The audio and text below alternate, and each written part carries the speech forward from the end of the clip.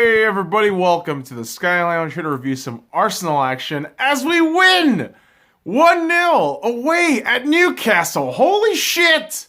We won a match! Yeah, granted it's the first match of the season, but hey! A win is a win is a win. So let's talk about this match. Not a whole lot to talk about in the first half, really. There really was not a whole lot to talk about, mainly because of the fact that it was just possession football for the most part, I feel like. And lots of just weird fouls that got yellow card trouble because, of course, Martin Atkinson, I don't fucking know why. There are so many fucking Premier League refs. You just start wondering, why the fuck are you a goddamn ref? But Arsenal able to still come out of the first half 0-0. Honestly, that first half just not a lot of whole chances created between two sides. It just felt like a very stalemate, real pause in that midfield there. And some would call it boring, and I'd have to agree. But in the second half, everything kind of livened up a little bit more, where Arsenal started pressing a little bit more. And this one goal that comes out of this match from the 1-0, this one goal comes in the 58th minute, where Aubameyang gets a neat little pass, and just when you think it's offside, and you clearly within a few milliseconds or so you realize it's not, Aubameyang is able to just carry this ball into the box, chip it right over the shoulder of the fucking goalkeeper, and it's in. Pierre-Emerick Aubameyang, ladies and gentlemen. My God. What more can you say about this man? Pierre-Emerick Aubameyang has been the brightest spot. He was the brightest spot at the darkest moments of last season for Arsenal Football Club. But today, it marked a new chapter.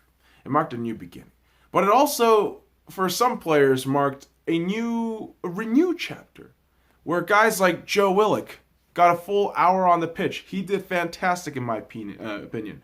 Reiss Nelson, I thought he was doing pretty well. He was able to dribble. He actually did that one dribble move, which was fucking sick. Just spin move right on a goddamn midfielder. And yeah, our young cats did really well. And also shout out to Callum Chambers.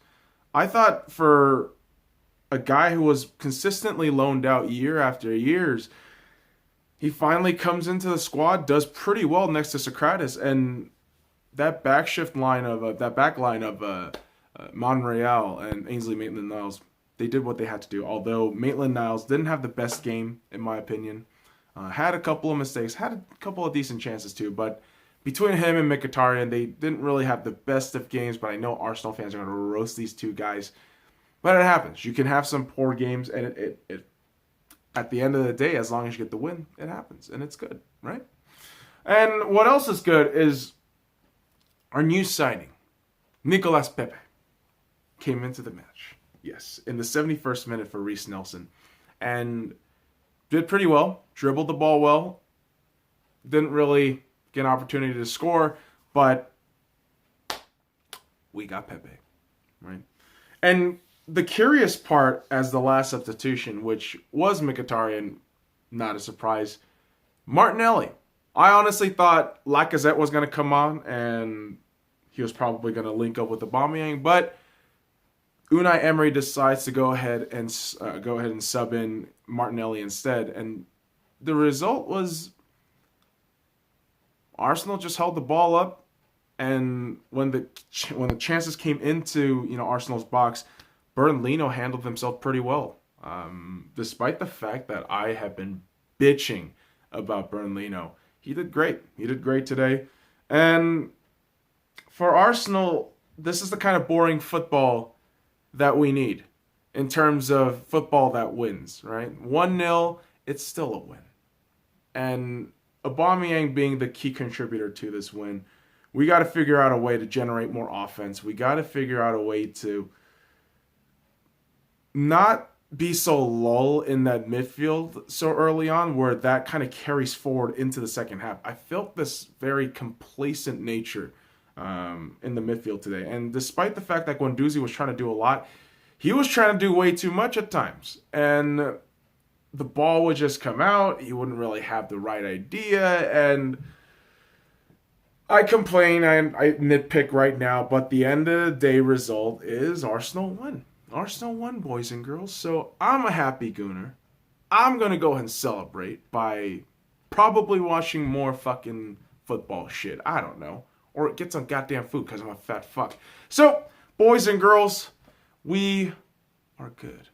Because an Arsenal win didn't really come a lot last year, especially in away fixtures for Arsenal.